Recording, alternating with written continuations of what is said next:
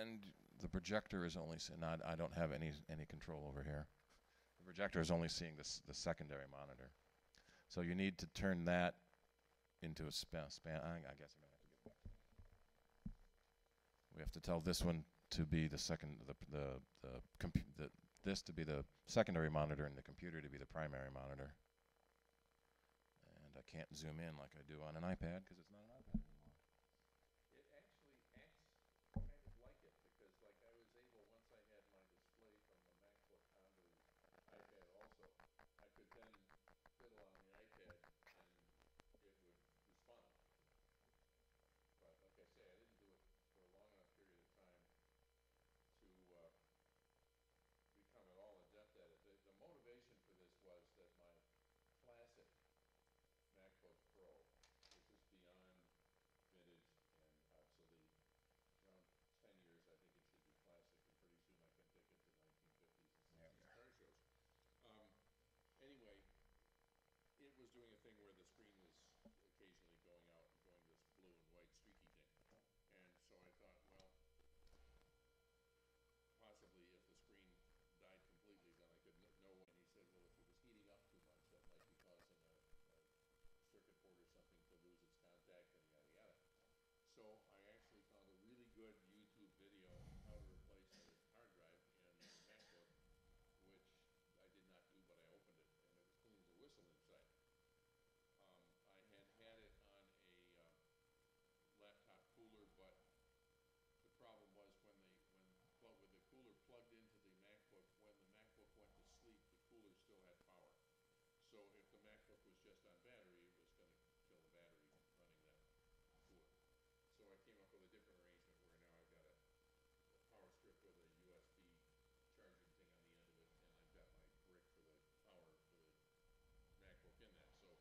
So when I turn that on and send power to the MacBook, it also powers the cooler directly rather than going through the computer.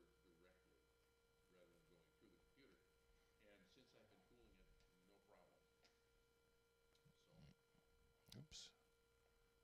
Full screen. Are we still good? Yeah, we're still not getting the secondary display to the screen. So there we go.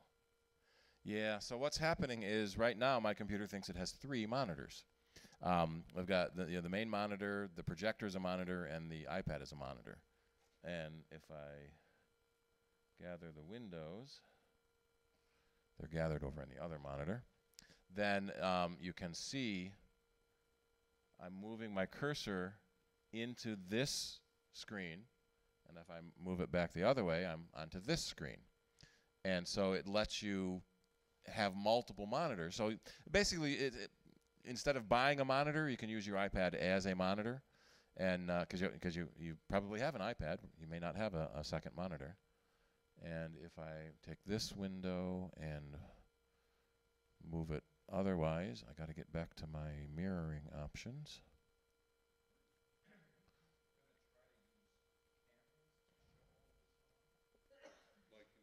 Yeah. Yeah, you could point the camera at that. And I'm going to bring that window forward. Ready and willing if you can, if it'll help. Yeah, it's not going to work the way we want it to because it's a third monitor. So we can't mirror 2 monitors and have a third one as a separate. I mean, it might be a deal where we could leave it up during the break if people wanted to come and look at it. Yeah. Now I've got to get back onto the second monitor so I can turn on mirroring again. All right, so there's our 3 monitors. We got the projector monitor, the iPad monitor, and the Mac monitor. So if you happen to have a second monitor, you can use your iPad as a third monitor. And since it is a touch screen, as I mentioned, you can use your finger as the cursor controller and open a graphic editing programs, like Photoshop or Acorn or one of the other graphic programs, and actually draw on your iPad screen, which is really your computer. So if you like to sketch, you can sketch things on your touchscreen iPad into a program on your computer. All iPads have touchscreens. Well, touchscreen, That's but the question is, it's like the pencil thing with the MacBook Pro or the iPad Pro. Is that what you're thinking? I didn't hear what you said.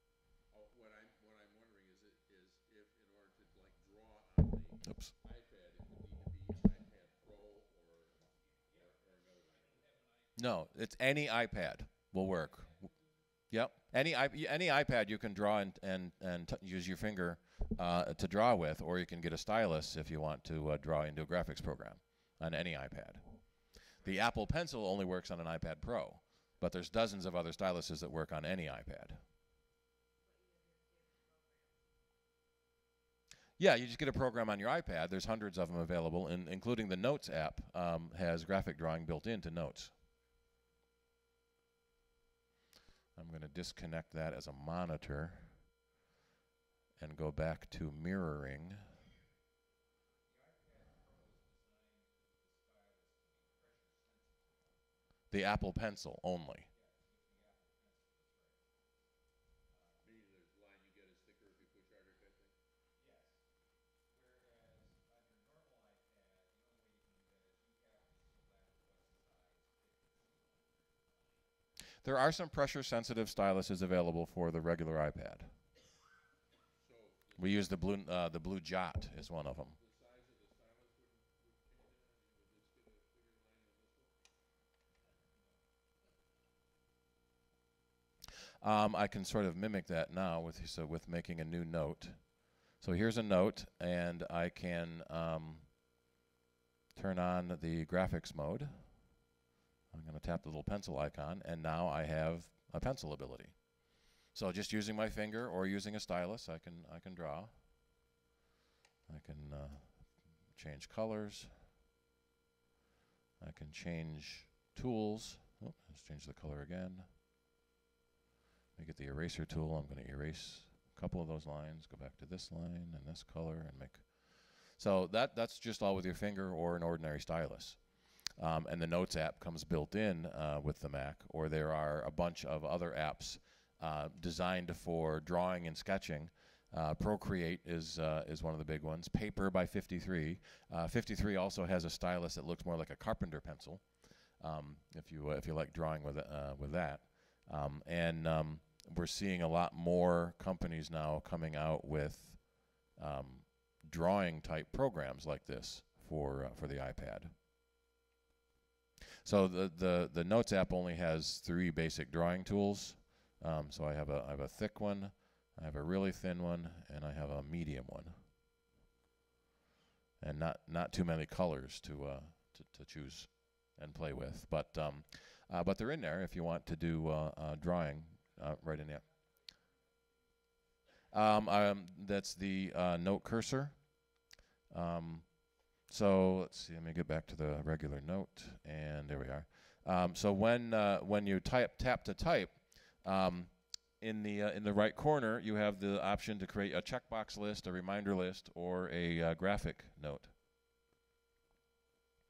I use the checkbox list for groceries. I need milk, not the other one. What are the things we always need to get? You know, milk and sugar and paper. So then when I want, I can hit the checkbox and check it off that I got it.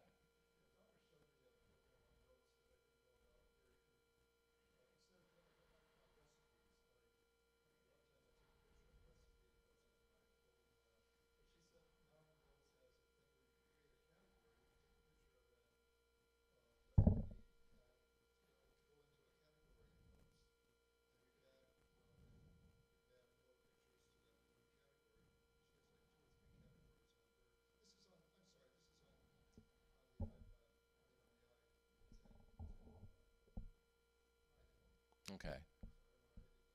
You can insert pictures into Notes. There are recipe apps. Epicurious is one of the more popular recipe apps that it basically is a kitchen database. You put in your pantry ingredients, and it will tell you what you can make, or you can look through recipes and it tells you what you have to buy. But yeah, it's really neat the stuff you can add now. So here we go. Let me take a photo. There's the switch. There's the switch camera button. How do you use the back camera? And I'm going to. So that's interesting. So to reach the shutter button, I have to go in front of the camera. Retake. Let's do that. There we go. There we go. So I got a picture. Use photo. So now I pasted a picture into my Notes app. And this is just the Apple Notes app. There's a table function. So on the left-hand side, you've got a table function and a font function, so you can change the font and character size that you're using. So Notes is one of those underappreciated apps where they keep adding stuff to it and nobody notices. I have no idea. Whatever version comes with the OS. This is OS 11. They started adding the checkbox features in graphics in OS 10. You're angry at Notes? What did it do?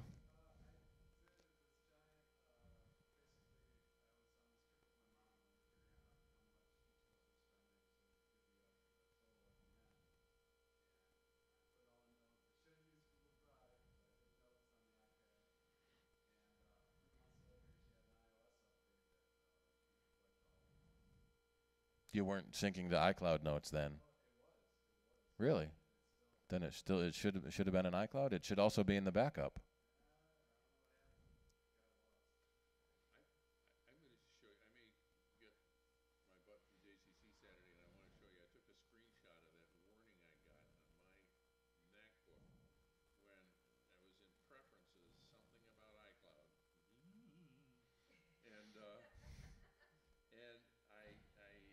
went to just exit from the thing, and the warning comes up that if you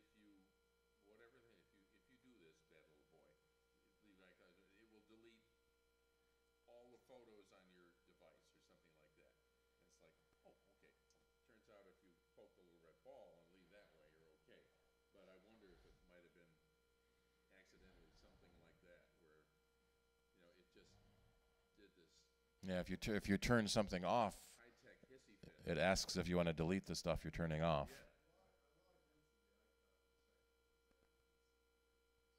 Yeah. It may not have been turned on the iPad. Hmm.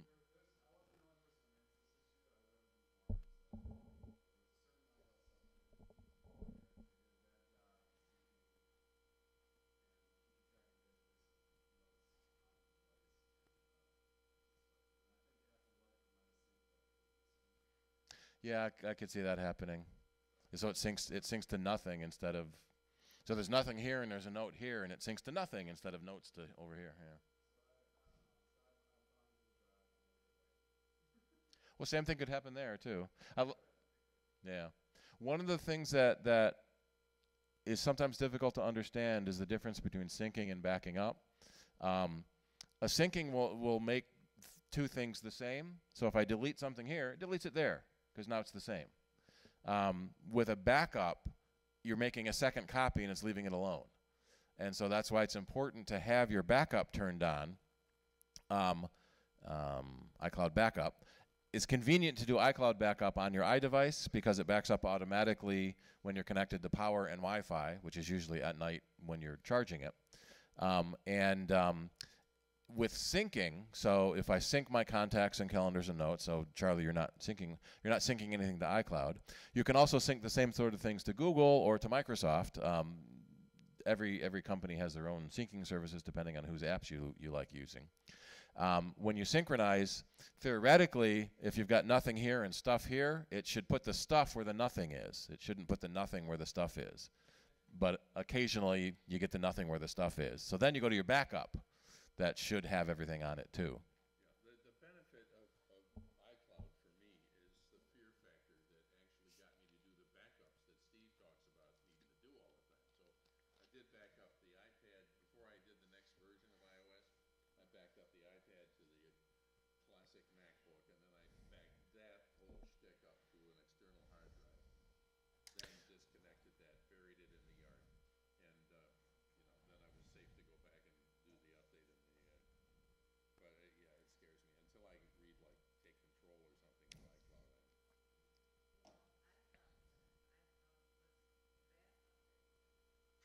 because It says will. it backs up to iCloud, right? Right, it will back up your iDevices, yes.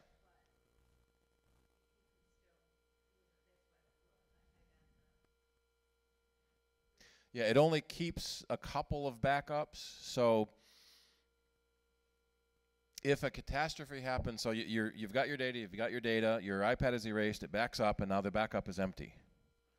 So then when you try to restore, it's going to look at that empty backup. iCloud only stores back a couple of versions. So you've got the empty backup here. Last week you have a full backup. It should ask you which one you want to restore from. But that can happen.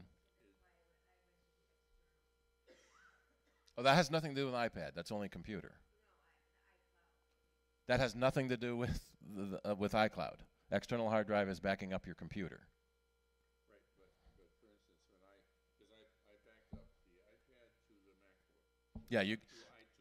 you can back up your iPad to your computer, or you can back up iPad to iCloud. And then I backed up the MacBook to the external hard drive. And the big technical challenge in that whole process was noticing that the little teeny weeny rectangle thing was actually an icon for the iPad. But what you're saying makes me ask, okay, you know how you say that when you do like a backup through Time Machine to an external hard drive, it saves any changes. It's Right. not the whole shtick, and anything that's changed it adds or something like that. Does that include if you delete something, then in that backup it deletes it in the backup henceforth, and you have to hope it saves something from a long time ago that would still have it in it? Sort of. So when you're backing up files, you've got your files here, your files here, your files here. You delete a file. This backup doesn't have that file in it, but the previous backup does. So it doesn't know whether you deleted something on purpose or deleted something on accident. And even if you deleted it on purpose, you still might want it back later. So yes, the previous backups will have your data in it. Eventually, when you get so many new backups, it'll start deleting the old backups. So what we always recommend is don't let it. When your backup drive gets full, don't let it delete the old backups. Get a new backup drive, because then you can still keep going back in time. We hear from customers all the time that are saying, there was this file I worked on last year, I need it back. Well, your backup only goes this year. So by having a longer backup, or getting a bigger backup drive, the bigger your backup drive, the farther back in time it can go. And when it starts deleting, let me switch over to that screen. When it starts deleting stuff, Time Machine will warn you that it's going to do that. And if you go to your Time Machine preference, so mine will tell me right now my oldest backup is May 2017, because that's when we got this computer. And the option is on by default to notify when it's going to delete old backups. But it will it actually tells you when, as it's starting the backup, there's not enough room unless we delete a backup. And so what that will do is that gives you the choice to say, no, don't delete anything old, let me go get a new disk. And that's one of the reasons to get a bigger backup disk. We usually recommend a disk at least twice the size of your computer drive. So if you have a 1 terabyte drive in your computer, get a 2 terabyte backup drive. But the backup drives are getting so inexpensive these days that the difference between a 2 terabyte and a 4 terabyte is probably $50. So it's less of a difference the farther up in the drives you go. All right, so clear as mud. Yeah. So back to what we originally saying. So the Duet program. Now that I can get back on the internet here, how much was Duet? $10.99. Duet display. Yeah, $9.99. Oh, there's a 50% off for a limited time. So the $9.99 apparently is 50% off, because that's what I'm giving that's what the price is coming up as. So it's probably $19.99 regularly. So if you do want to be able to use your iPad as either as a second screen for your computer or as a graphics tablet for your computer. It's a pretty neat way to go, and a lot cheaper than buying a graphics tablet. Right. You download Duet to the iPad, and then you, from their site, which is duetdisplay.com or something like that, you download a driver to the MacBook, which is just a teeny little thing. It doesn't take so long at all, but Yeah, you it's pay for the application itself. and The drivers. and you get it on both. Yep. So if you wanted an actual touchscreen display for your computer, a 22-inch model is $1,700. 16-inch, what's the cheapest one? 13-inch is $1,000. So the touchscreen graphic displays are quite expensive. Alrighty, why don't we take about a 15-minute break? So we'll reconvene about 8:30. Shirley has got some refreshments out back. She's been baking all day. And I can take dues, and we'll come back with Phil from Stop the Cap to talk about Internet things. Thanks. Oh, yeah, we have a sign-up sheet. If you would sign in for us, please. We're just keeping a track of attendance. So anyone want to see how the Duet display works?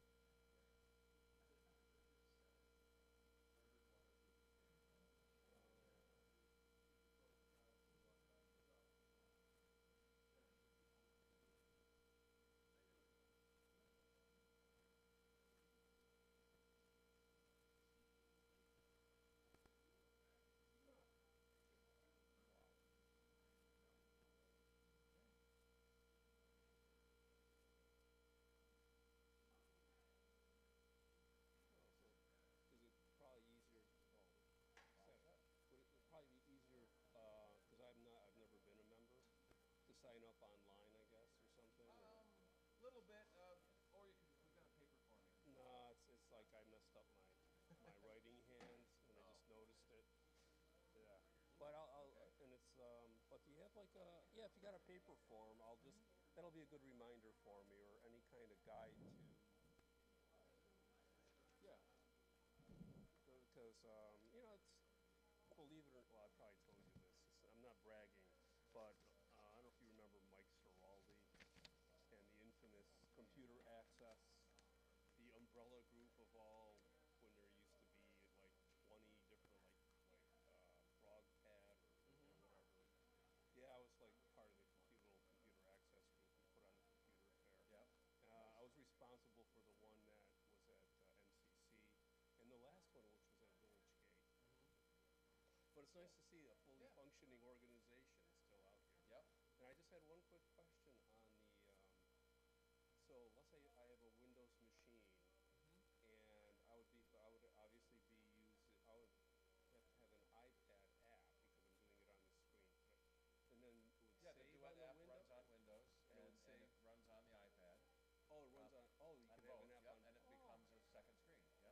I keep on forgetting, we can have an app that actually runs on both.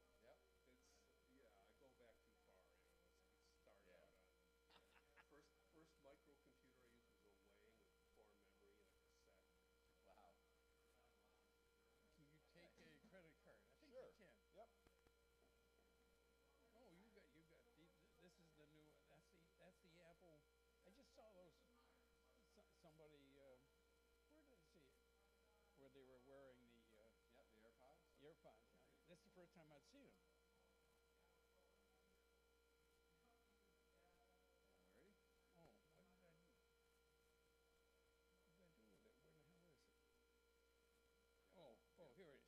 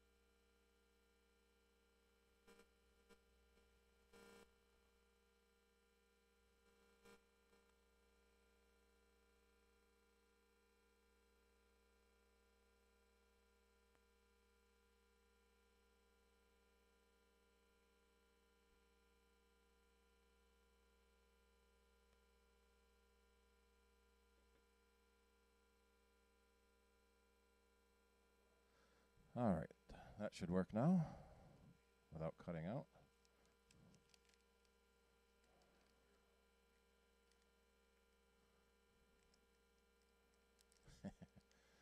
I'm hearing myself in my ear, delayed about 2 seconds from YouTube.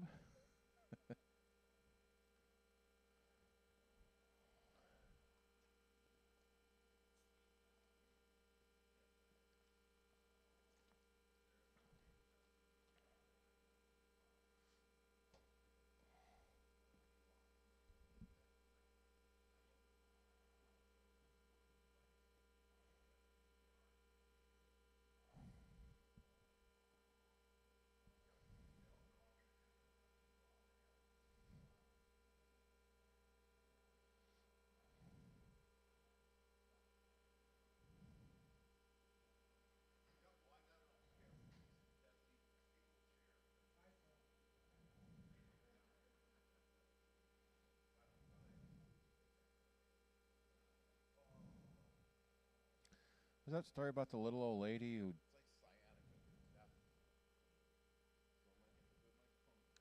the good one.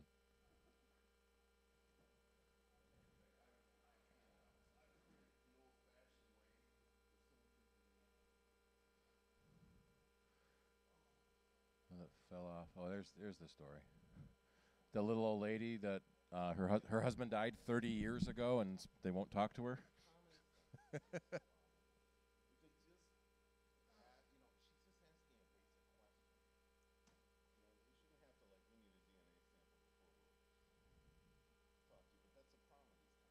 Yep. Oh, nice.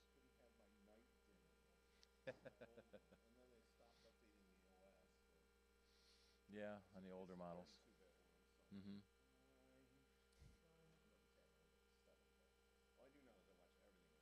Yep.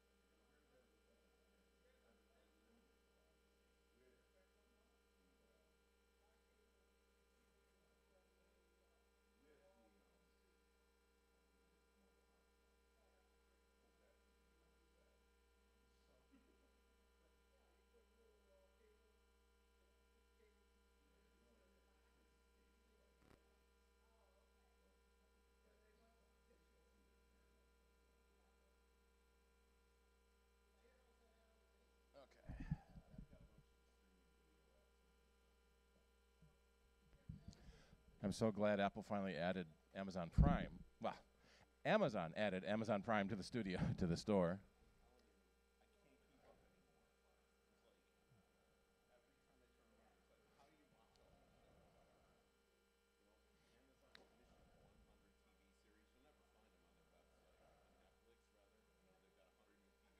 Yep.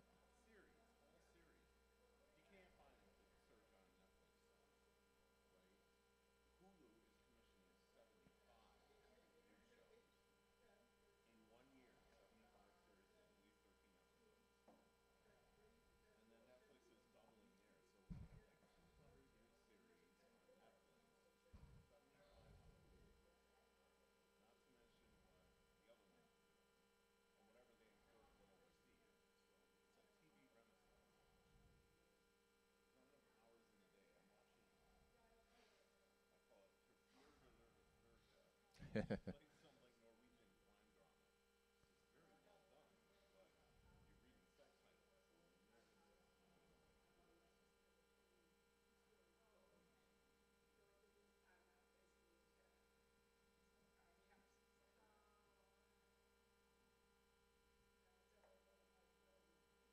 you know, Okay. now we got a new TV standard coming out. Oh yeah. Odyssey 3.0, we're out to buy all new TVs. They're starting in Phoenix this year as a test market, and then it'll roll out here because cheap pie, that Meadows, Mm-hmm. grown-up is, you know, to get that rolled out.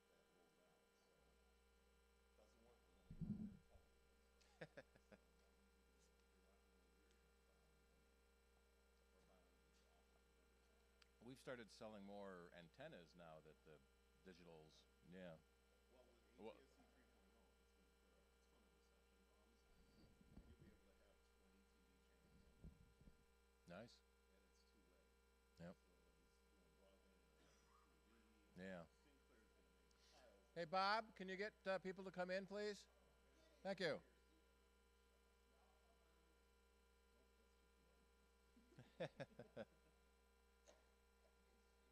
Yeah.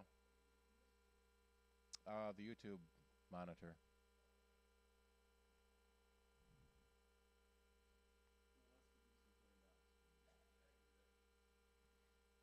I bring things in the dead tree format because it's so Dead.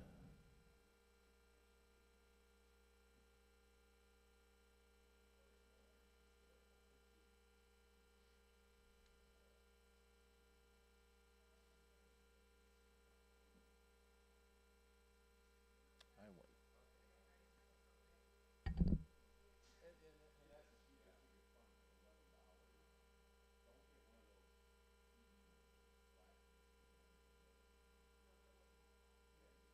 Even the old-fashioned rabbit ears and those little loop things like that, they're probably not gonna watch it, depending on where you're at. You know, I mean, there's still some people who have trouble getting channel 8 up in their west suburbs because they reduce the signal in that direction to protect the station in Canada. We have trouble getting channel 10 in our office Yeah. because the transmitters are right through our storeroom full of metal And shelves. it's bouncing off stuff with the airwaves problem. Yep. But you won't need it if you can get something with the right service. You can just stream it. Yeah. So, and now we finally have one service that's got all the local stations. YouTube. We just added the last one. So now we have 8, 10, 13, and 30. Nice. We don't have PBS apparently yet, so I don't know why that is, but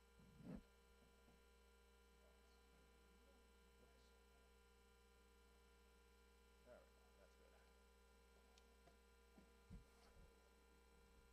Yeah.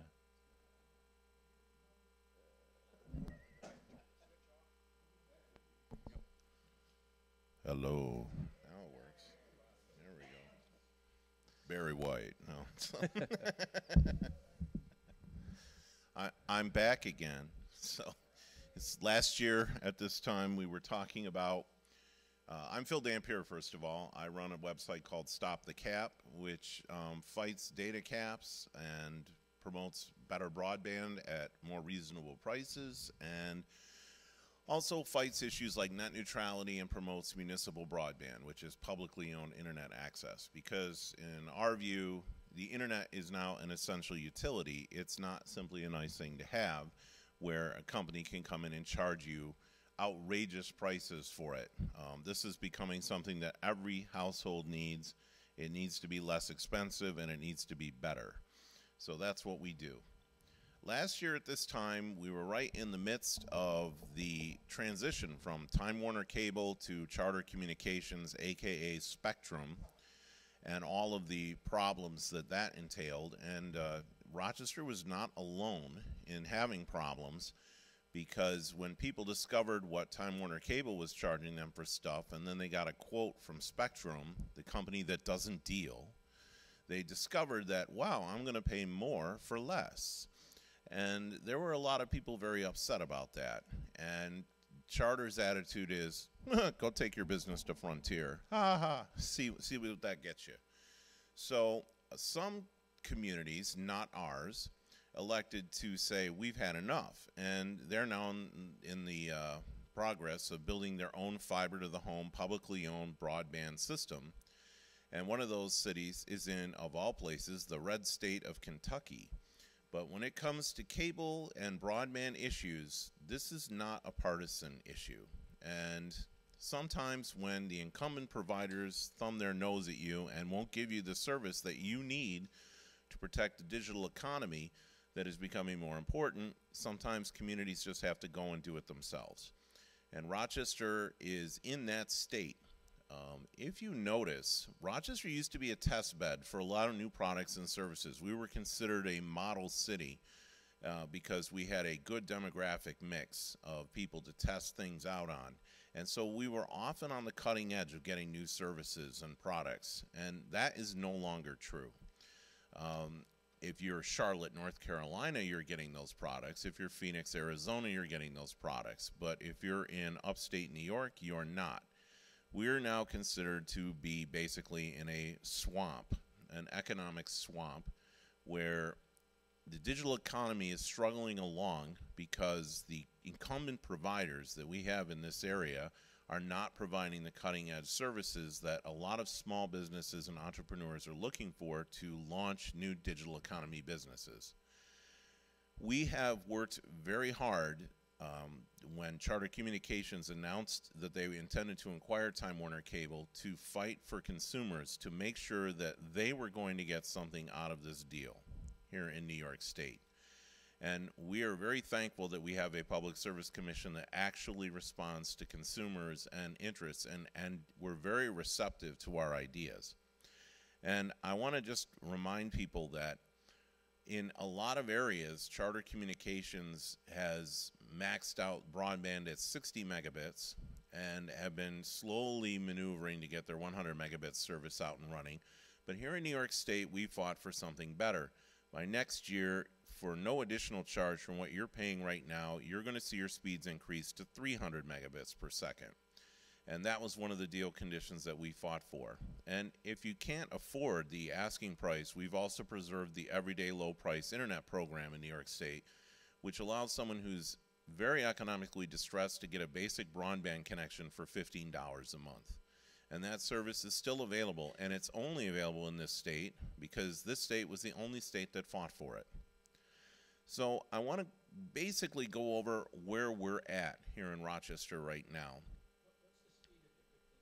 So right now it's 2 megabits, which isn't very much. They are going to increase it. We don't know to what degree they're going to increase it, but they are planning on doing it. It is actually, you can do a lot of things with 2 megabits, including some basic streaming, which I was surprised to see, but I've seen demonstrations of it. And for people who are on a limited income or they don't qualify for Spectrum's Internet Assist, which is their program for people who have school-age children on the National School Lunch Program, or senior citizens who are on SSI that offers you a faster service for the same price. This one's open to anyone who wants it. You don't have to qualify. There's no contract. You don't have to jump through hoops to get it. You do have to remind them what it's called and say, yes, it is available in New York, because initially they'll say they won't know what you're talking about. Ask for a supervisor. They can find it for you. So, if you're a senior citizen on fixed income, or if you're dealing in you're having a really hard time financially, this is the difference between having internet or having nothing at all. So it is a useful option, and we wanted to make sure that it was still available in this state. Right now, Vicki, you have a question? Yes.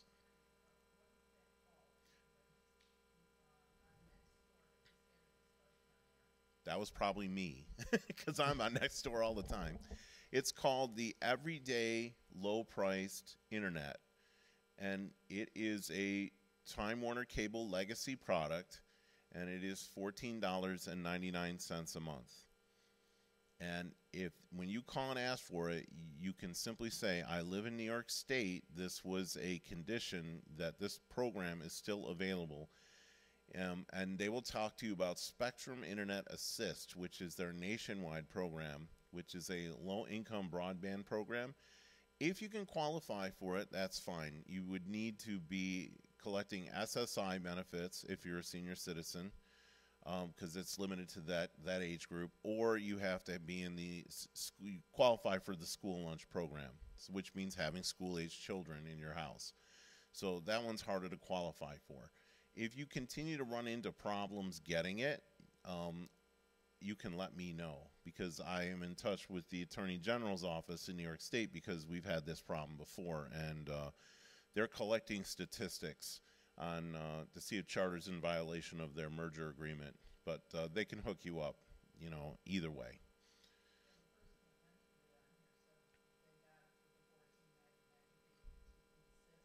Yes. Yes. Yes, very much so, because, and they sometimes they have to look it up. It depends. Your call center you could be talking to could be in California, it could be anywhere. So they're familiar with it in New York State. Sometimes people have gone to the cable store and they've been able to get it down there, because, again, being here in New York, they're aware. They have a data sheet with all their plans on it, and that's still listed. And that will be available for at least the next 5 years. And one of the problems that I'm finding right now is trying to find a list of their offerings on their website. Yes. They don't make it very easy. Well, you can ask me, because I know them upside down and all around.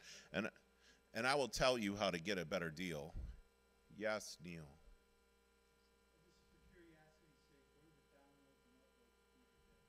So the New York's the one that's still available in New York, everyday low price internet, right now is 2 megabits down, 1 megabit up.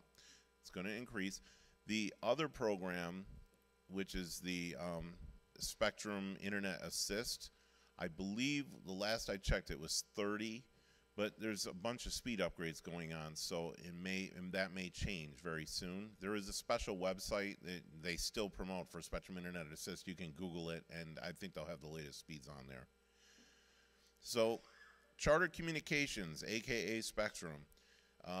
Last year at this time, they were telling you, if you like your plan, you can keep your plan, and that referred to the Time Warner cable plans that you have.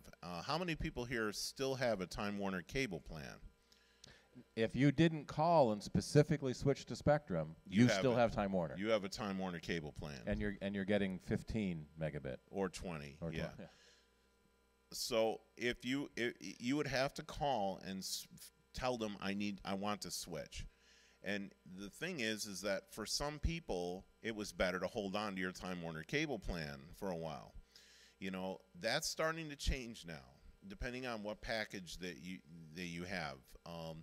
The cable TV package, for example, one of the things that very irritated a lot of people is that the Spectrum's Select package, is their first cable TV package, the lowest level one, omitted all of these channels owned by Viacom, which means no Nickelodeon, no Comedy Central. You lost Turner Classic Movies, which I consider a deal breaker right there.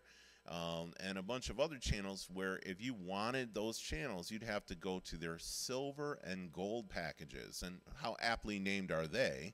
Because it will cost you silver and gold to buy them.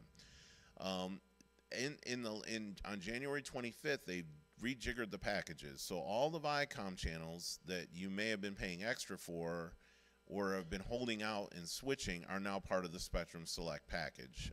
So your package with Spectrum now for TV now much more closely resembles what you used to have with Time Warner. Yes?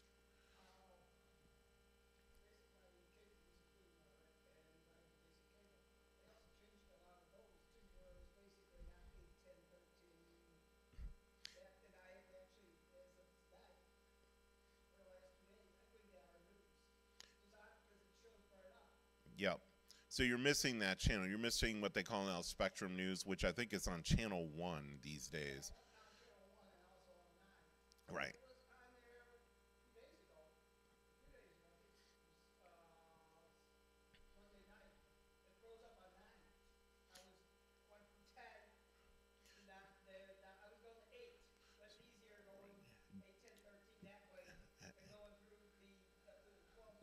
But it was still there if you directly entered the channel number, or did it just disappear? So it's still there, or it's still gone? You get the bar showing what the channel number is, but you get no picture. Is that true on other cable channels or is it just that one? No, I still get all the other ones that Okay. I originally thing, but I lost 3. I lost about 2 or 3 channels when they switched it. The only one I actually got back was NBC Sports on 69, which did surprise me. Okay, I'll explain. I think I know what may be happening, and it's going to cause a bigger problem than you realize, but I'll explain that in a minute. Neil, yes? I've also, client might know, given him a hard time that he had migrated over to Spectrum, lost all the channels that he had. This guy spent 2 days arguing with them, and he actually got most of his channels back for the price that he was paying before. Yes, there is a way to do that. They will negotiate to some degree, but not very much. So you can fight for that. Was there a question over here before I can explain some of the other stuff that's happening? Well, let me get through some of this first, and I'll take a lot more questions at the end here.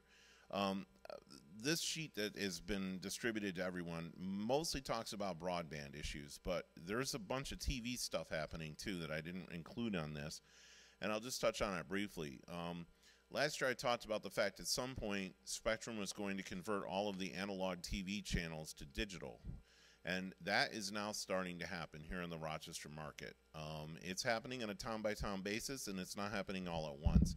And you should get a letter from them telling you that if you are still using a cable-ready television where you do not have a set-top box, you will need a set-top box, because when they convert these channels over, you're going to lose everything. All the channels are going to disappear because you will be trying to receive an analog channel that has now been switched to digital.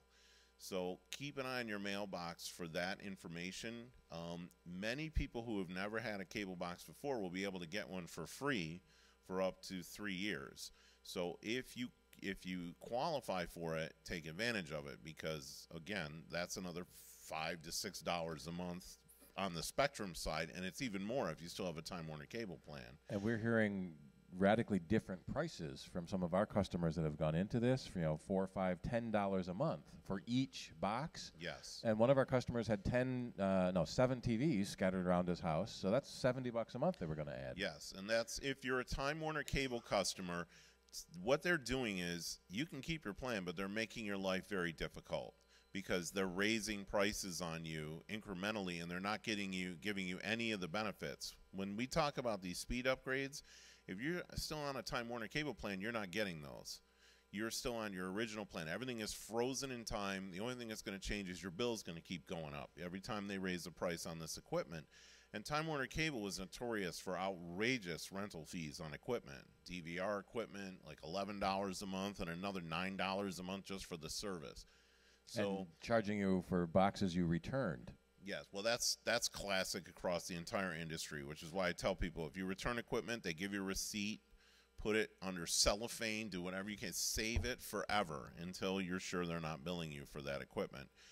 If you're on a Spectrum plan, the equipment fees are lower, and they did keep their word on that until they sent us a note about 2 months ago saying they're raising the prices on the equipment rental by $1. So those set-top boxes that you'll need will now run you about $6 a month per box.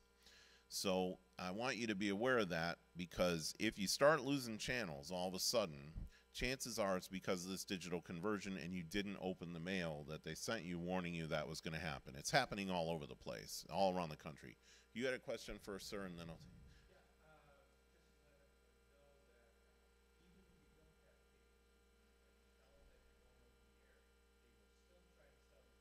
Yep.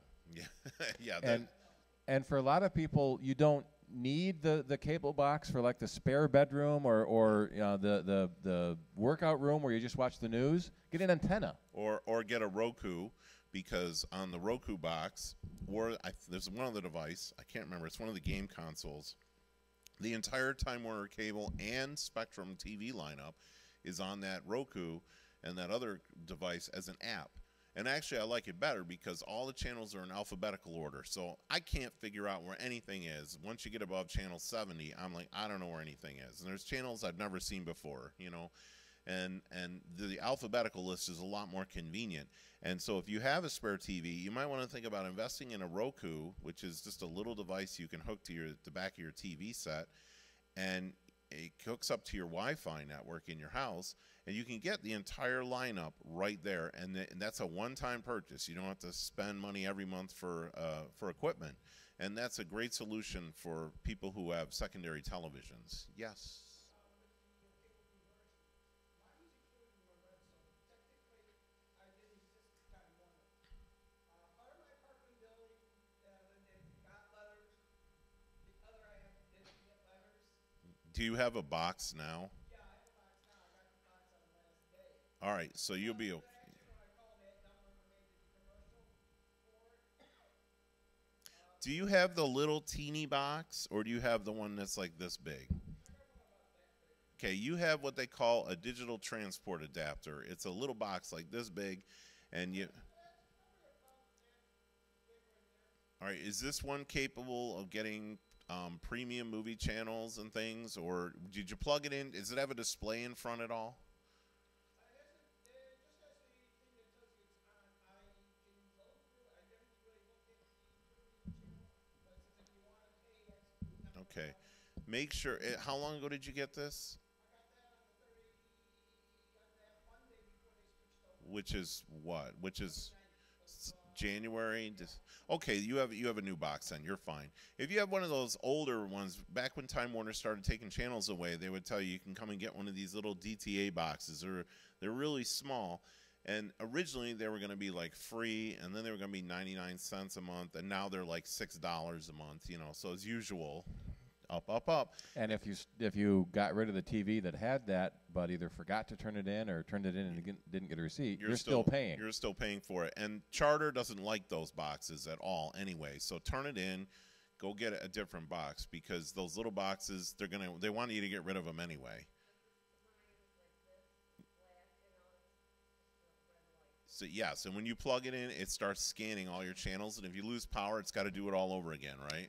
If it's smaller than your remote, basically. Yeah, they're really small, and they're almost top heavy, because you plug the cable in, and they almost want to fall on the floor, you know, because they're so small. That's what it is. That's a DTA, and that was a Time Warner cable thing. You might want to.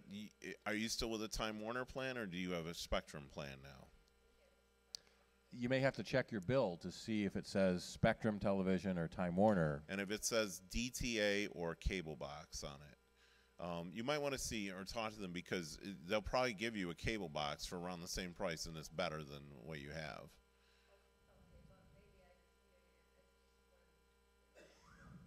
Or get a Roku and then get rid of all of it. You know, that's the other option, because as I said, if you have an in-home Wi-Fi, you can get all the lineup right there, and it's not going to cost you anything per month. And this is all about trying to save people money, so you're not paying for equipment and stuff you don't need. Yeah. Yeah, it says Cisco on it, as I remember. Yeah, because it is a Cisco device, and they were handing them out like candy about three or 4 years ago. Yeah. Yeah, I would look into you'll probably be paying less for a traditional cable box on a Spectrum plan at this point. If you are on a Time Warner cable plan and you want to go to a Spectrum plan, they don't treat you as a new customer, so you don't get the new customer deal. And so when you get quoted a rate, you go, "Are you kidding me? I'm already paying for all this, the channels I don't want, and you want to charge me even more for what I have now." So the trick for this is, you can, if you got someone else in your house, I would take all the equipment out, make a note of where it came from, haul it all back to the cable store, and tell them, "I want to cancel." And they'll say, "Why would you ever want to do that?" Because you charge too much. They probably won't negotiate with you very much. You just say, "I'm done. Goodbye." And then drive home, and if you still can get an internet connection from somewhere, go onto their website and sign up as a new customer under your spouse's name, under one of your children's names, and you'll requalify as a new customer then and there. With a different credit card. With it, you could use a different credit card, or if you need to, and you can go through and you'll get all those new customer prices that are really nice. $30 a month each. And when you get to the end of the order, you're going to do it all online. You get towards the end of the order, and it's going to say, "Would you like the self-install option?" "Oh, yes, I do." And then, "Would you like to pick up the equipment at the cable store?" "Oh, yes, I would." And then The order is done, and you get back in your car, and you go back to the cable store, and you say, hi, I'm a new customer now. Give me my equipment, and I bring it all home. You're back up and running in 3 hours. And now for the next year, you're paying what you should have been paying all along, which is about $50 to $60 less a month than what everyone else is paying. And at the end of the year, if they don't want to negotiate with you then, you say, okay, I'm trotting it all back again, and now I'm putting it back in my name. And you go back in as a new customer for another year. These are the games that we have to play for a company that treats their loyal customers worse than their new ones. They do now offer... If you ever run into a problem, and I've listened to some of my readers tell me, because sometimes you get a busybody, it's like, well, it's the same last name. Oh, well, that was my husband. I threw him out because he cheated on me, or whatever, and tossed him out. He's out. All right, well, then we do have to sign you up as a new customer. So, the stories, most of the time, these are the don't care bears. They don't care. They're just like, all right, here's your stuff. And if you don't want to deal with the same cable store, you can start in Webster, return it there, and then pick up the rest of the stuff in East Rochester. And then they don't know you from a hill of beans. And you're going back in, and for $50 or $60 a month in savings, hey, that may be worth your while if you decide it's worth the hassle. So it is an option. They do now offer the 6-channel DVR that Time Warner did. The early Spectrum packages didn't offer that, but Yes. they do now. Yes, they're coming out with something called World Box pretty soon, which has got its own iOS or interface on it, or some other interface on it, and it's all web-based now, so it looks real pretty, and they're going to integrate Netflix into it and all this other wonderful stuff, and I'm like, yeah, what are we going to pay for that? Yeah. So, Vicki, did you have a question?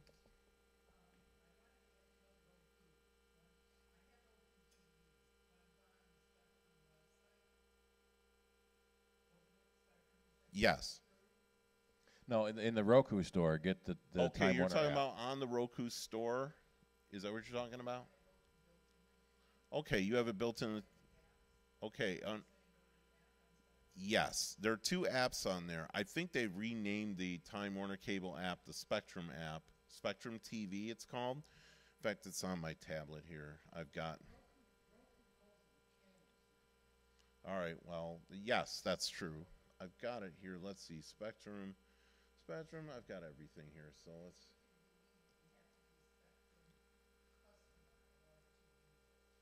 Either that, or you can log in with your Time Warner Cable password. If you're still on a Time Warner Cable plan, that app, that channel should work for both.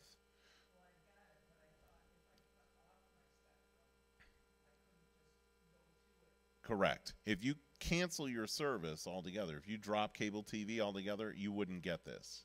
But you can cut down to the cheapest cable plan. Well, there's not much there, trust me. Yeah. We'll talk about what your other options are.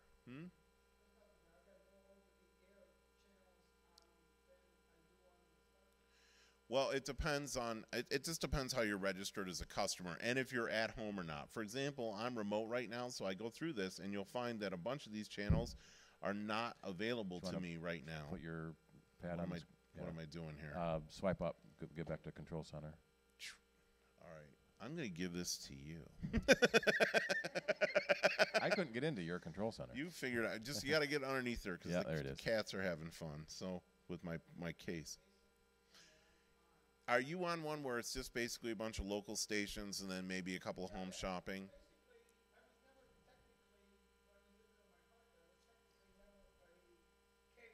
No, because it's bundled into your rent. It's part of your rent payment. Right.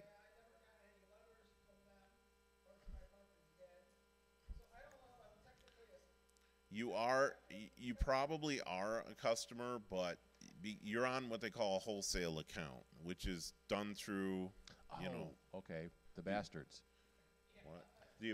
What? Spectrum specifically prohibits mirroring to a projector or television. Well, isn't that nice of them? It's another reason to hate them. So because you're probably stealing somehow by displaying it in a public place or whatever. So, well, we tried. So anyway, you could be. I'm not really certain because you're on a very strange, limited, basic wholesale package, but you can ask. Right. You have some other alternatives, and I'll talk about those in a minute. So anyway, let's get back to this here so I can make sure we get through this before we run out of time. Charter has recently, if you are on it, remember, when I talk about this, I'm talking about people who have switched to a Spectrum package. If you're still on a Time Warner Cable package, it may be worth your while to look at, get a price comparison again, and see if you're still in the same position you were a year ago. Because they've been changing things with the Spectrum packages to add some more things back, and they've definitely increased the broadband speeds quite a lot. So if you are a Spectrum Internet customer, they really only sell you one plan. There's another plan available, but it's not advertised, and it's not worth your while. The basic plan when they introduced Spectrum Internet was 60 megabits for your download speed, and I think it was 5 or 6 for uploads. Well, in at the end of December, they increased that to, so now you're all on 100 megabits download and 10 megabits upload, and that's for the same price, which is, if you're a new customer and you're coming in the first time, it's $44.95 a month. If you're a current customer and you're broadband only, that's all you get from them, it's $65 a month. Highway robbery, but that's what it is. If you bundle your service with TV or phone, you're paying less than that. This is for internet. So that's where we stand with Charter right now. We think by the end of this year, you may see a free speed boost first to 200 megabits, and Charter is going to be making some changes. They're in a hurry right now to roll out some broadband improvements because they're worried about a new service coming called 5G, which is the next generation of wireless broadband. And 5G is very different than 4G and LTE because it is a very short distance technology that will be capable of gigabit speeds wirelessly.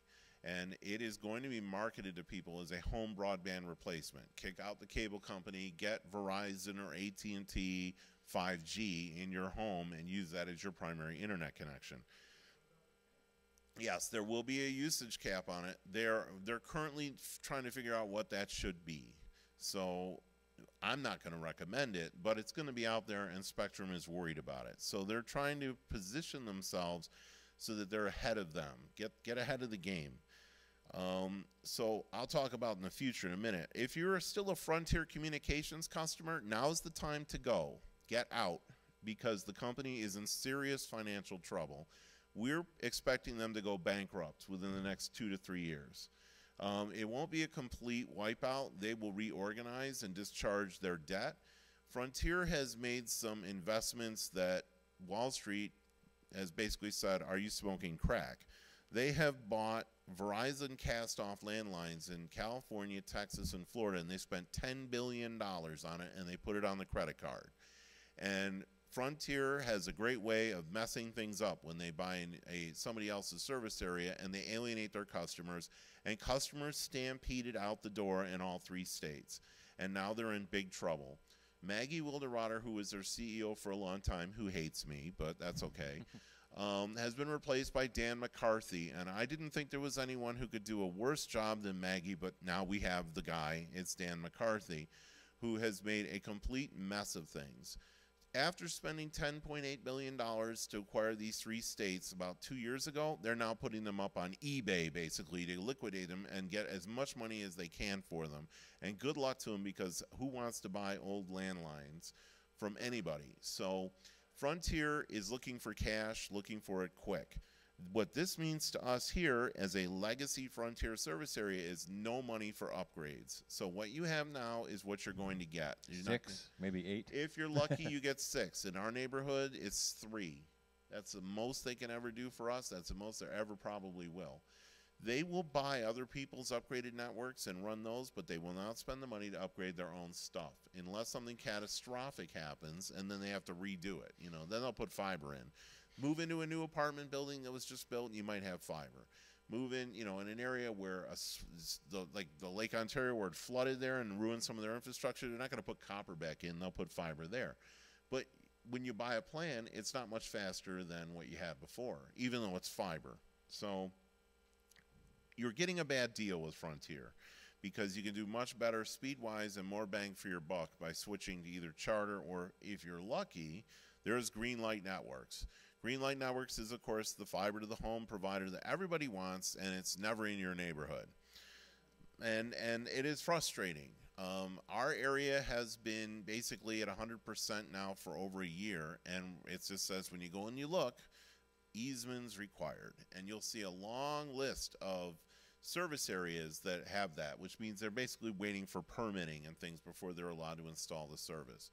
So Greenlight has been making progress. They actually made more progress in 2017 than they ever did before. If you live in Brighton, the city, especially in the east side and the northeast side, or in East Rochester, they really did a lot of work last year.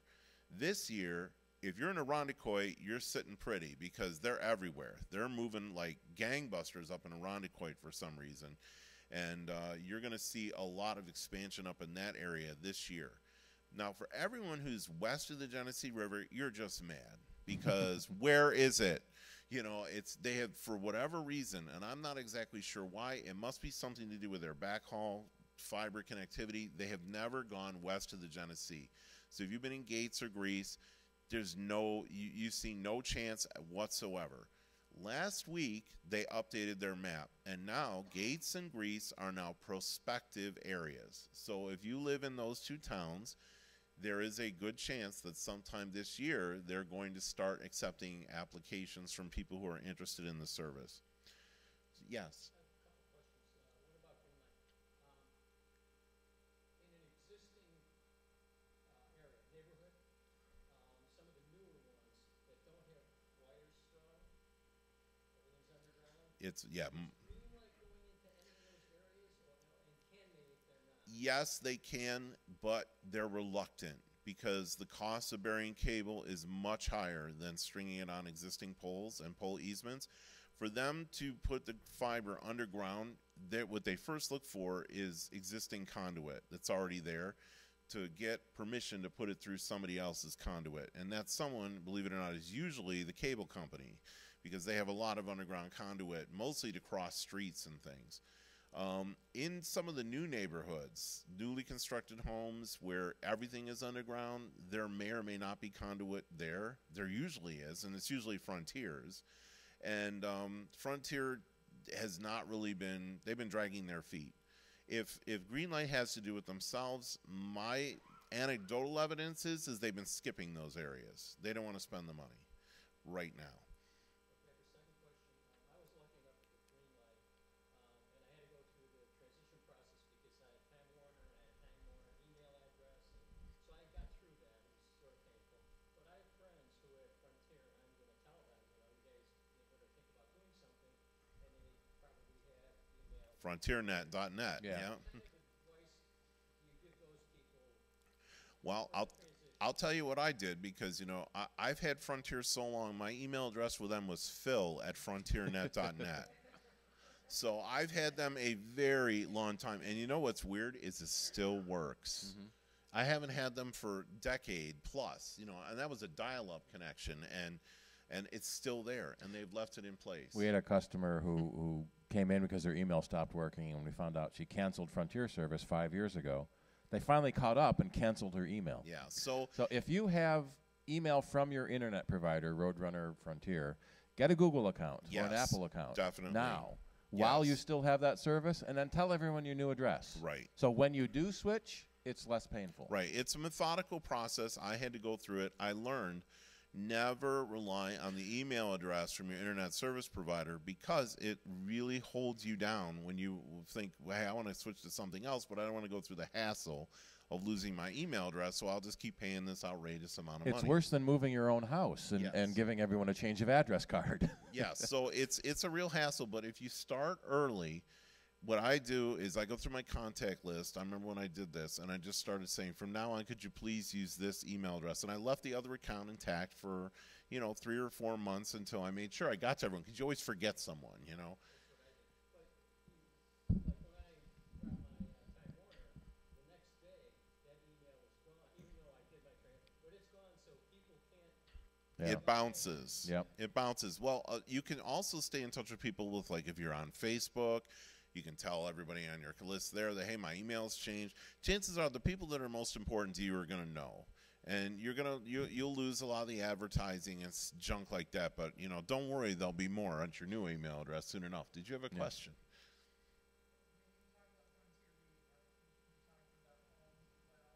Yeah, well, if Frontier goes, they're not going to disappear because they're a regulated utility company. But when a phone company goes bankrupt, and we witnessed this up in northern New England when Fairpoint went under, basically, it turned into a reorganization, which means a judge comes in, appoints someone to run it responsibly, and service continues to work and function. But chances are high that once that happens, some other company is going to come in and buy it, and there's going to be a ton of layoffs and firings, and service never gets better during that initial transition. It always gets a lot worse. So I tell people, if you're with Frontier right now, it's time to make a plan to do something else, because they're not going to disappear. There'll always be a phone company that's providing service here. But if you're already frustrated with Frontier, and most people are, it's only going to get worse. So the time is right to think about where you want to head next. Especially while the service is still working. Right, So get your Google account, get your iCloud account.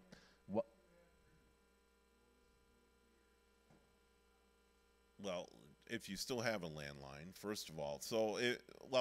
I'll finish this about the bankrupt thing. The other problem is when Fairpoint went bankrupt, you could not talk to a customer service representative for 3 weeks. If your service went down, you were out for a month, and that was it. Some people were out for 2 months, and that was it. And then they went on strike after this thing all got put back together, so you still couldn't get anyone to show up. So if that starts to happen, it's always chaos, and you don't want to be a part of it. As far as Greenlight goes, Greenlight, by the way, only sells internet service. They're thinking ahead. They were a step ahead of everyone because that's where everyone's headed. TV is no longer the moneymaker that it used to be, cable television, because the cable companies have been making a fortune off of it for decades. And now the programmers are going, hey, we want a piece of that action. So they've been asking for more and more money, and you get into these programming disputes all the time where they won't agree to our terms, so therefore we've had to pull them off of our service, and then it turns into this big spat, and you're without the channel, and they're running ads. You're Attila the Hun, well, you're Hitler.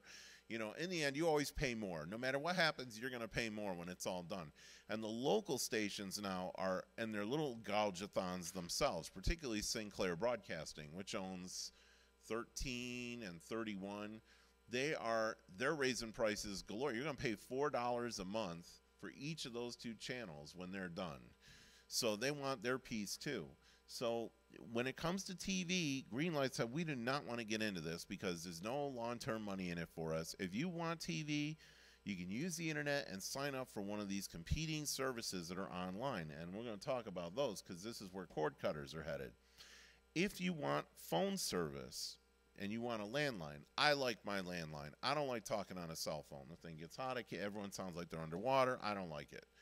I like a regular cordless phone in my hand. That's what works for me. I have Spectrum's what? I always like to recommend keeping one plain old telephone wire jacked in. Yes. Because it works when the power's out. Yeah, the power goes out, your cordless phones don't work. Unless you buy their little battery backup nonsense. Don't even bother with it. Just get one of those $10 AT&T phones at Walmart and keep it, in the drawer if you need to. I have Charter's landline service. It works great. I'm very happy with it. I've never had a problem. It's just fine. And I could call Brazil for nothing if I want to. I don't know anyone in Brazil, but I could call them if I did.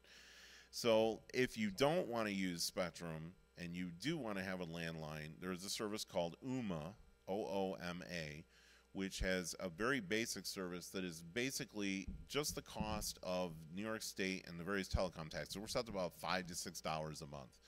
And that gives you buy the hardware, you can get it from Amazon, plugs into your internet connection, and now you have a landline. And it's not that magic jack. I don't know if anyone's ever used that before. I did. I hated it. Everyone was in an echo. People couldn't hear me. Ooma does work pretty well, and it's very low price. And if you want to go for something higher end, they sell you a feature package for like $10. It has every call feature you never thought of before. Music on hold. If you want, it's in there. And you can sign up for that. It's $10 or $11 a month. And you buy the device once and you're done. Just pay that. These are generally called VoIP service or voice over internet protocol. And there's a bunch of different companies offering them. Skype even has a VoIP service. So if you're already using Skype, you could expand that to be your telephone. And you can get a handset that has Skype built into it. Yeah. Yeah, if you still have a Frontier landline, you can dump that too, and you probably should, because the taxes that you're paying on that Frontier service, because you're taxed on everything, you're paying even more because those taxes, some of those taxes don't apply with the other carriers. Yes.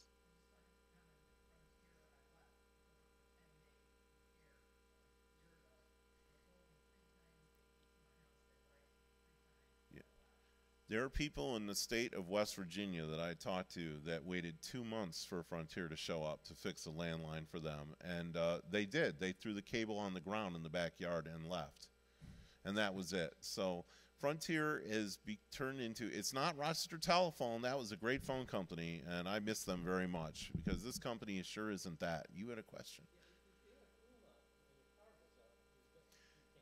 You know what I do for this stuff? I get a battery backup, one of those UPSs, just plug it in to that, and you'll have phone service for a long time. I think some of these UMAs now have their own little battery backup units too.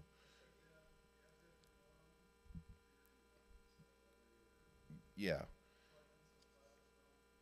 Yeah, your modem, your router, and the UMA box all on the battery backup. Yeah.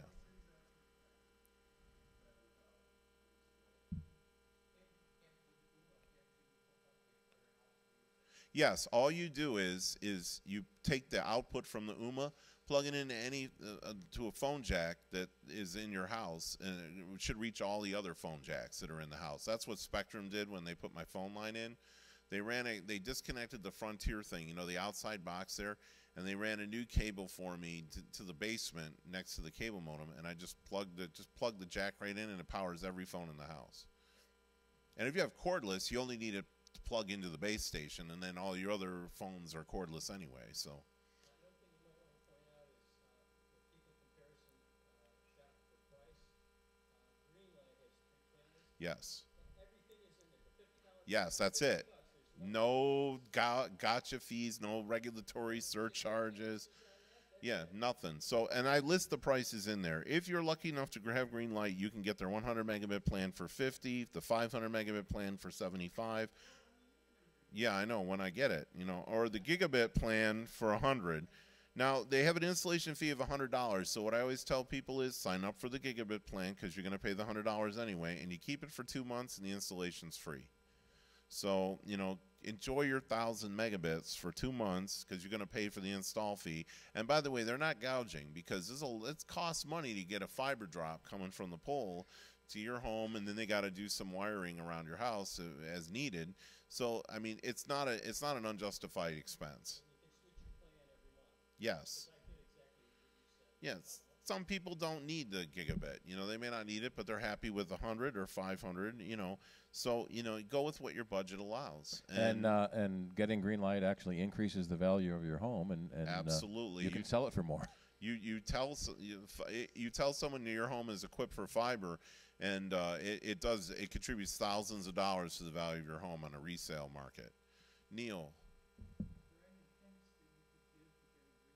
No. When they decide, it's very obscure how they make their decisions and things. If you know someone on a town planning council, well, they don't really need to do much. They don't need to do much. You say you want to bring fiber to the home, and there's no town council is going to give you a hard time, because everybody wants it.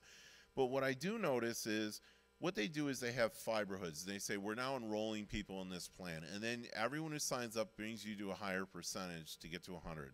I have a sneaking suspicion that's not exactly what's going on, because in my neighborhood, we moved up. I know pretty much everyone in our individual neighborhood that signed up, because they're all talking about it in a group, and we got all the early adopters in, and then the rest of them. I live in a neighborhood where there's people that are, they just watch Perry Mason reruns all day long. They don't understand. I don't even have an internet. What is that?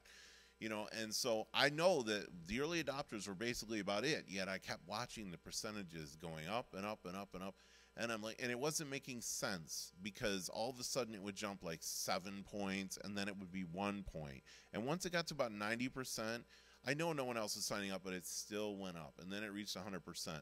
My view is that they get a certain number of customers, and they know they're going to do it at that point, but they want to encourage more people to sign up.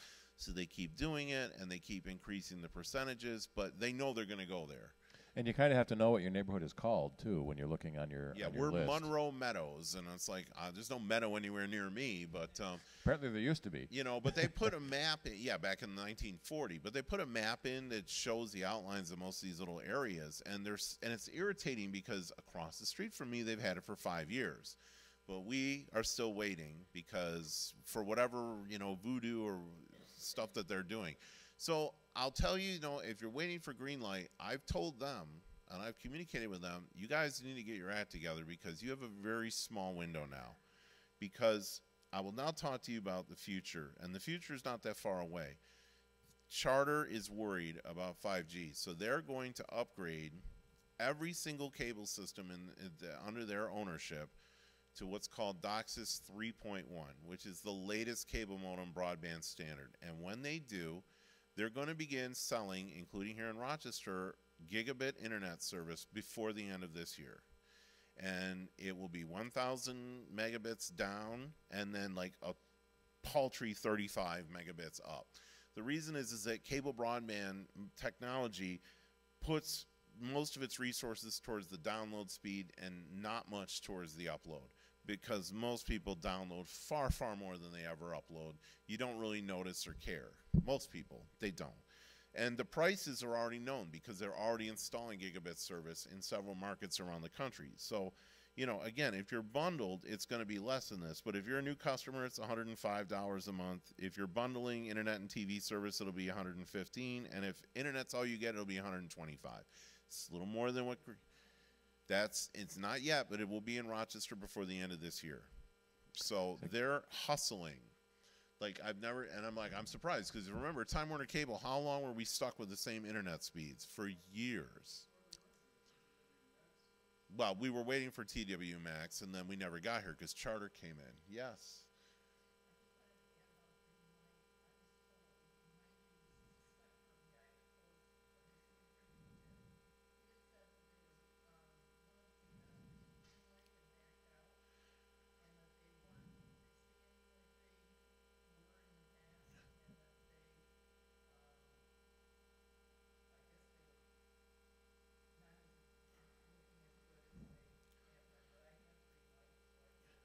You know, I have a feeling that employee reads my website because I think he's got the story a little wrong. What happened is that Greenlight's parent company was sold.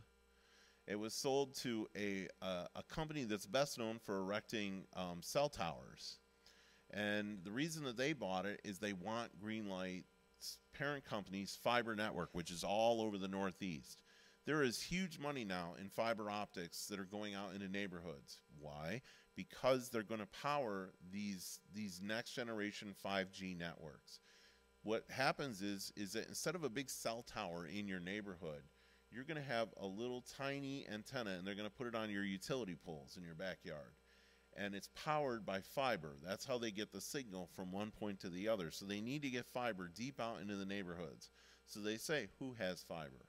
Well, Charter has fiber that powers their coaxial network, so they have fiber. RG&E has tons of fiber. You don't know about it because they use it for signaling and for, you know, some measurements or things. They have tons and tons of fiber in this area. They're not using it the way they could be.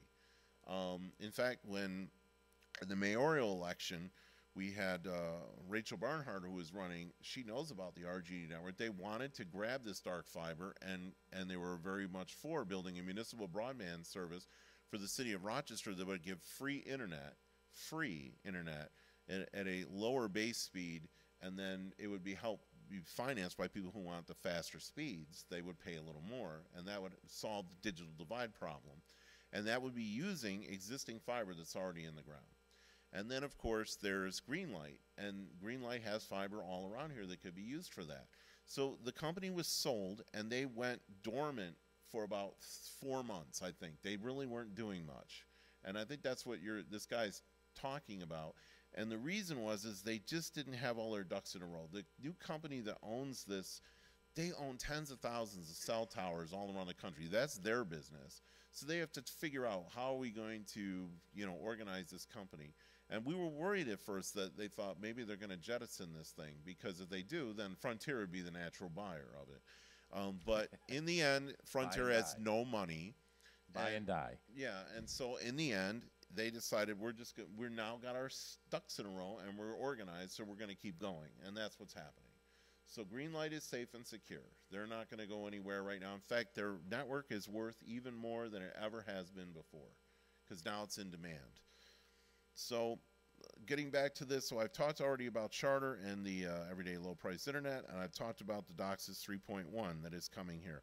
Next year, everyone will go to 300 megabits for free, no additional charge for that. Frontier, forget it, you're getting nothing. So yes, I've already said that. So again, if you want faster than what you're getting from Time Warner, go to a Spectrum plan, because it's not worth your while. Does anyone here have Earthlink other than my cousin back there? Anyone who's still on Earthlink? Because that was a trick that you could get into, basically bounce between new customer promotions. Earthlink is now not an option anymore for Charter customers. So they've closed that loophole on us. But since no one's got it, we don't need to talk about that. And then the municipal publicly owned broadband alternatives, we're not seeing. The election's over. She didn't win. It's dead for another year. So you're not going to hear anything else about municipal broadband in this area. The county government doesn't like it.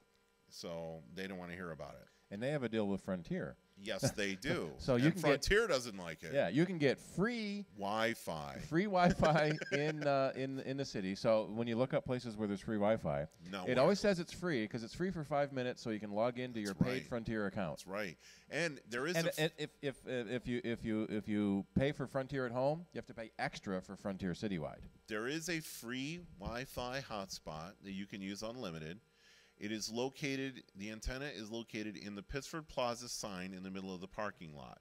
You can use it if you're in your car near that sign. If you go into Barnes & Noble or anyone else, forget it, it's gone. So dozens of people have used it over the last 10 years.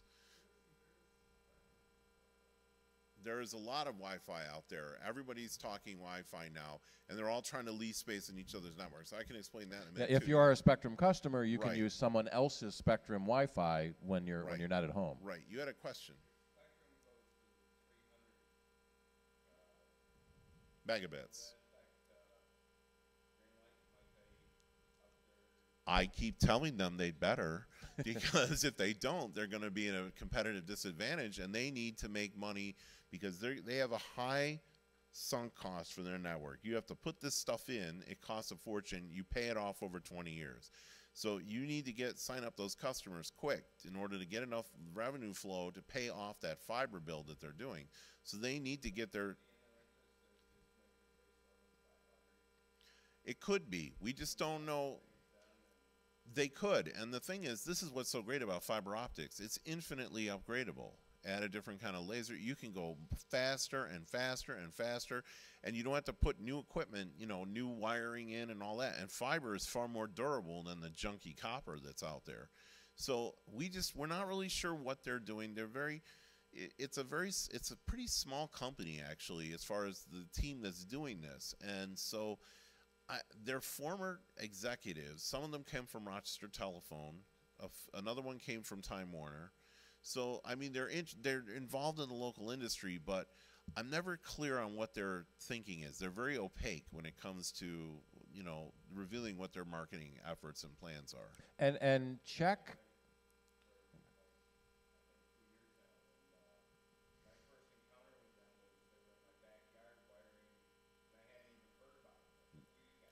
Yep.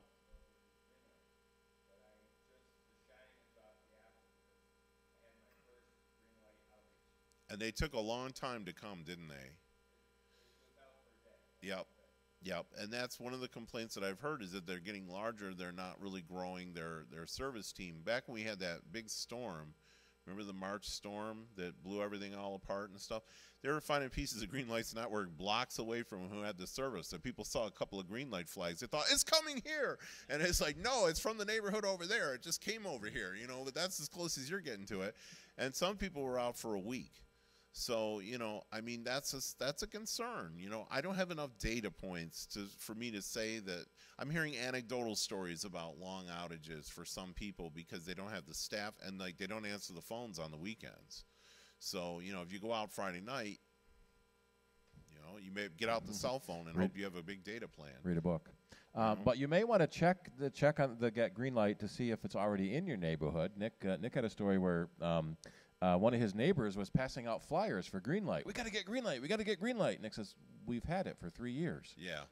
They don't. They're strictly word of mouth marketing. And what they did, they sent me a pad of these big sticky notes I could go around and stick on people's doors and stuff. But again, in my neighborhood, you say, well, we're going to get a green light. I don't want a traffic signal in my yard. They don't understand what it is. They have no idea. So, and they don't advertise on television or radio or anything. They're strictly word of mouth. But they have a Facebook page where everybody's bitching at them about why don't we have it? And those who have it love it. Every time he comes on Sound Bites, it's the same sort of questions. And that's the thing. But if you go to their website, they do have on there the fiber. You can put your street address in, and it will tell you if you're in a qualified area or if they're signing customers up. So it may be worth your while to do that, just so you know if it's available or not. I want to shift topics a little bit off the local service providers and talk about some of the issues that we've encountered in the first year of the Trump administration, which has been very fun. Very, very fun. Not. So I will tell you that at times I have felt like all of the work that I've done since 2008 as being systematically taken apart by an administration that said they were going to drain the swamp and instead put alligators in it, and they're biting me. So I'm very unhappy with what I've seen over the last year. I have not seen anything that I can agree with at all, and it's very unfortunate. I want any president to be successful because I love this country, and I've been through administrations. I always thought I don't know how I was going to get through the George W. Bush administration, and then I go through this, and I'm like, I want W back. Where is he? Because you think, how am I going to survive this? And then the thing is, I've come to learn you do. We'll get through this. We'll get through everything. This country is better than our worst fears. So all I can do is say we're going to just keep the fight. We're going to keep going, and we're going to keep doing what we do, and hopefully the governments come and they go, and we will get back to where we were. I just hope the next guy doesn't spend the first year canceling, well, actually I do hope, canceling all the stuff the last guy did. And that's what we've seen, is like it's been nasty. I mean, it's just deconstructing everything that we fought for and won from the Obama administration. And trust me, I was not too happy with some of the people in the Obama administration. We had a first-term FCC chairman that talked a lot and did very little. Julius Januszowski did very little for us. But, and Tom Wheeler came in, and I'm like, this guy's a telecom industry lobbyist. He's going to screw us. And then turned out he didn't. And I'm like, I don't know what's happening. So we had a ton of success. In the last term of the Obama administration, we got net neutrality. And does everybody here understand what net neutrality is? Does anyone not know? I think that's part of the problem. And Ajit Pai did a really cool thing by calling his plan Internet Freedom. Yes, yeah, I want they Internet. always called that. They put eagles on it and everything else. It's the freedom for the Internet providers to screw you as much as they can. Yeah, so the concept of net neutrality is the Internet as you know it right now, which means that the success or failure of any website that you go to is totally dependent on the content and the service that that website provides to you. It's the totally flat playing field where you can go to Netflix, you can go to Hulu, you can go to Megahertz Choice, you can go to BritBox, Acorn, all of these services, and they're judged on their merits. You get the service that you pay for at the speed that you pay for, and it just allows you to make your own choices based on what service works best for me. No one's gaming the system. No one's got a preferred traffic lane. No one's being slowed down because they didn't sign up as a preferred player. And basically, the internet companies are making their money by selling you the access. The content companies are making their money by selling you the content. But Wall Street is never happy. It's always a hungry beast. And it said, internet service companies, you've signed up almost everyone in the country who wants broadband has broadband. We want to see those revenue numbers growing, and they're not. They're starting to flatten out now. You got to find new ways to make money. So the only way they could think of, other than investing in their networks and increasing broadband speed, but that means spending money, is I know, why don't we say, if you want good quality service from us, you have to pay us extra. So we're going to monetize the content providers. In other words, it's like, if I make a long distance call to San Francisco and I'm placing the call, I'm paying for that call. But now they say, well, what about that person in San Francisco getting the call? They're not paying anything. That's not fair. They should pay too. Well, does that mean we're going to split the cost of the call? No, it means they pay the same amount you are. Well, wait, isn't that making us pay twice for the same thing? Well, we have to get money to invest in our networks and to create the next generation of internet. And because you people are watching Netflix all the time, we have to get more money. So if you watch a lot of Netflix, it's your Spectrum, fault. Spectrum will charge you more. Yeah, it's your fault. And Netflix has to pay more. If you want to watch your Netflix and not have it go buffering, then you owe us, and Netflix better pay us, because we're connecting our network to Netflix's network, and they're sending us all this video traffic, and we're not sending them a lot of video traffic, therefore they should pay us. But wait a minute, I'm a paying customer. I'm paying to get that traffic. Why should I have to accept the argument that Netflix should pay for traffic that I'm already paying for? Well, next generation of the internet tsunamis, we'll all be blacked out. If we don't do this, it's going to be a disaster for everyone, even though we made $8 billion in profit last year. And the cost to provide internet service to most people is under $9 a month. They make about 93% profit on selling internet service. That is pure gravy, but don't tell anyone, because that's a secret. So net neutrality says very clearly you cannot unfairly penalize some traffic over others for financial reasons. You can do it if it's for network management purposes, and sometimes there's a reason to do it. If you're sending voice over IP traffic, there's something called a jitter rate, which means that if you want that call not to sound like you're underwater or words are cutting out, you need to get those packets of data to you in a certain order and in a certain timeliness. So you might want to make sure that that kind of traffic coming through, you treat it and say, this is really important, we got to get this through, and it's not taking up a lot of space, let's just do it. But if you're saying, I want to charge Netflix money to connect to my cable customers so that those paying subscribers can watch their shows, and those amounts for these interconnect agreements are in the like $100,000 up range, that's not fair. And that's not right, because Netflix isn't going to pay that money. What's going to happen is your Netflix subscription price is going to go up, because they're going to pass those costs on to you. And we have some telecom companies. The most notorious of them all was, of course, AT&T, whose former CEO said, you can't use our pipes for free. And he forgot about the customers who are paying to use those pipes, and that means connecting to those services that they enjoy and they're paying for and they expect to receive without a lot of interference. So we had some very simple rules, and it said no internet toll lanes where you go out and you sign a deal with some preferred partner and say, I'm Comcast or Time Warner or Charter, and I'm going to sign a deal with Netflix that guarantees that their traffic is going to get priority over Hulu. And if you're a Hulu customer and all of a sudden buffering, well, it's because that Netflix traffic's got to get through first. Well, what about the people who are paying for Hulu? And they say, well, that's all right. Hulu, you can pay us too. And we decided, and I think the internet decided, that the entire platform of the internet was designed to not monetize traffic in this way, and it ruins the spirit of what the internet represents, which is a digital economic platform where everybody succeeds or fails on their own merits. And Tom Wheeler put through some very simple rules that said, you can't do that.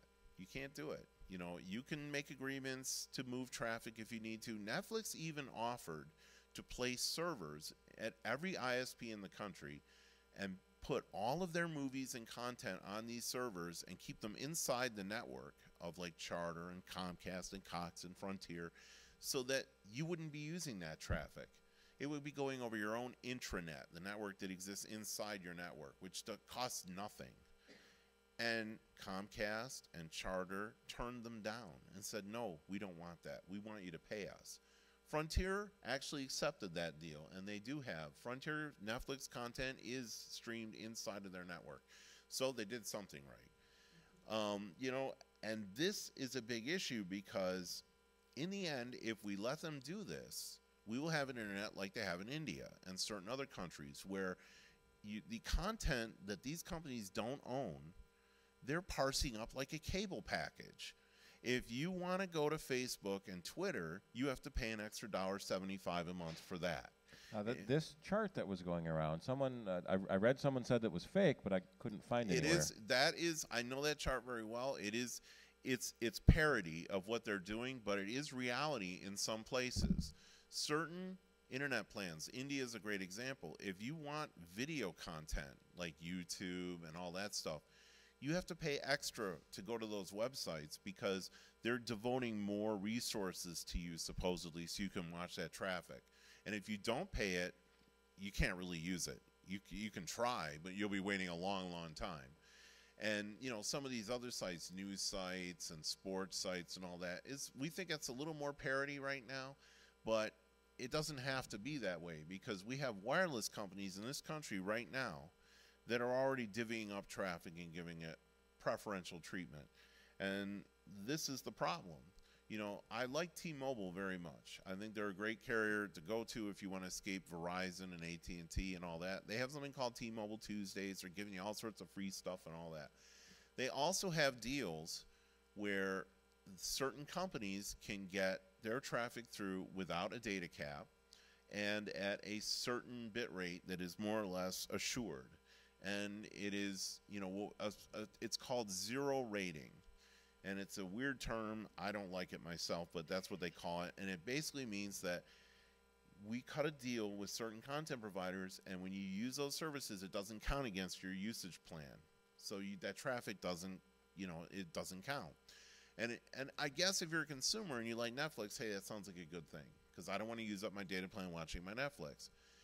The problem is that at what point do you have a new company that comes out and says then maybe they have better content, but how do they get a foothold when you have these deals with these other companies that are getting preferential treatment? When you go and get a business loan from a bank and they say, well, we're not going to give you a loan. Look at these, Verizon's got this deal with this one, AT&T's got a deal with this one. How are you going to survive? And this is the problem. They won't get the money. They won't get the financing to get up and running because companies have this built-in advantage when you don't have real net neutrality. Now, T-Mobile modified their plan, and they made it agnostic, meaning that anyone who comes to them, as long as they reduce the video quality of their video, can be a part of the binge-on experience, is what they call it, where you can use it unlimited. And now I have less of a problem with that because there's no money changing hands. Yeah. AT&T, on the other hand, always the villain, always the greedy little villain, said, yeah, we want you to pay. You have to pay us. And that's what happens. And so far, very few companies are willing to because they don't want to establish that beachhead. Because once some companies start to pay, everyone will be expected to pay. So what we've had is a real net neutrality thanks to Tom Wheeler, and the Trump administration came in, and Ajit Pai, who is, by the way, Verizon's ex-lawyer, and is a creature of the Koch brothers, because when he made his little presentation saying that he was going to get rid of net neutrality, he did it in a microphone bought and paid for by Americans for Prosperity, which is a Koch brothers corporate front group. So I have very little respect for the man, and I think he's a menace. And he, along with the other two Republican majority members of the Federal Communications Commission, basically listened to no one. We had tens of millions of comments come in. Virtually the majority of them by far were keep net neutrality. The FCC has never heard from more people on any issue in its entire history. And the majority of them said, we want to keep it. And what were we told? Oh, these are fake comments. They're fake. Everything is fake, you know. And yes, there were a bunch of these machine, you know, you fill out these polls online and they say, do you want to send a member to your congressman, a message to your congressman? And you say yes. And yeah, it sends a form letter to them, but it's still at least your views. And I'm sure with every issue there are some fake comments, but not 20 million, not by a long shot. And congressional offices have reported no issue has ever generated this much attention, not even the health care debacle when they thought about getting rid of Obamacare. Nothing generates the amount of phone calls that net neutrality minutes. does. Okay, that net neutrality does. So it's a hugely important issue, and we're fighting to get it back. And we don't know how we're going to do it under the current Republican administration, but Congress is looking at the issue. I don't think that's going to be anything until we get a different majority that's in there right now. And I'm going to wrap up because I printed this out for you so that you could look at it on your own, because it's a lot of information to digest. If you're thinking of cutting the cord, you now have more choices than ever for alternative online cable companies, basically, that will give you packages of channels that you want that you'll just get over the internet instead of over a cable. And we've had a lot of changes this year. One of them, YouTube TV, for example, has all the local stations now, except for PBS. So you can now get all your local stations over it. Almost every service now has a cloud-based DVR, so you can record the services that you want. All of these services basically have free trials. So you can go to each one of these, and I've listed them for you, and talked about what they offer and what channels they have and how much they cost, and you can try them out for yourself and see if they work for you. And if they do, you can call Charter or whoever your other provider is. You can tell them, cancel, because I'm done paying you for a bunch of channels that I don't watch and I'm not interested in. And this is what we've been waiting for. And it took about 5 years for us to get here, but we're finally getting here. And there are other services too. If you don't care about live TV and you just want to watch on-demand stuff, that's what I'm doing more and more. I've explained there's a whole bunch of services other than Netflix and Hulu that you might want to take a look at. You may have never heard of before. That we're in a TV renaissance right now. Netflix has commissioned 100 TV series this year. Next year, they're going to do 200 new TV series. Hulu's going to do 75 new TV series. These are series, not movies. You will have hundreds and hundreds of shows to check out and see. And the problem is now you need to buy all the channels to see everything. Yes, and you won't have enough time in the day to watch them all, but boy, can you get picky about what you want to watch. And these are very high-quality shows. Some of these are winning a lot of awards. So we're in a new generation now, and if you have questions, my email address is on here at the top of the first page, and I invite you to visit Stop the Cap because we cover this stuff all the time. I've written over 5,000 articles since 2008, so my hands are tired. Your 10th anniversary, eh? Yeah, we've been going since 2008 when Frontier tried to put a 5 gigabyte usage cap on everybody. So that's where we're at. I really appreciate. I know it was a long night. I really appreciate everyone for coming out. And if you have questions, let me know. Yes, I have given. Email it to me. Yeah, I've already done it. You already have in your Okay. email on your Mac.com address. You already have a PDF copy of this, so you can pass it around to your friends. All right. Thank you, Phil. And I have extras up here in hard copy if you want to grab a couple extras to hand out. All righty. So this coming Saturday at 1 o'clock is Bob Hoy's Green Apples. And then at 3 o'clock is the Q&A session at the JCC. And then next Wednesday is, board meeting. Next Wednesday is our board meeting at Round Court United Church of Christ. And then don't forget, next month is our elections for officers. And if you are interested in helping out run the club, see either Charlie or Rick. You're the non-board member on the committee, aren't you? Or just any of us to show an interest. If you show an interest, you'll probably get elected. Right, right, Linda? All right. So we'll see you all next time, and thanks for coming.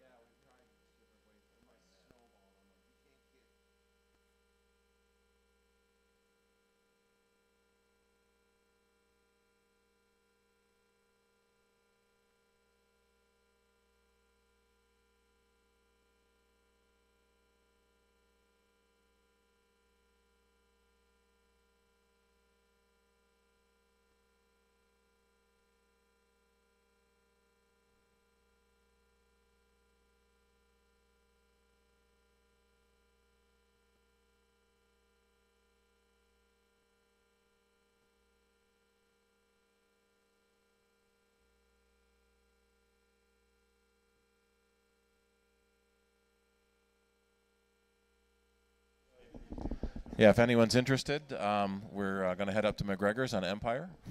We'll take over. Someone call them and give them a warning.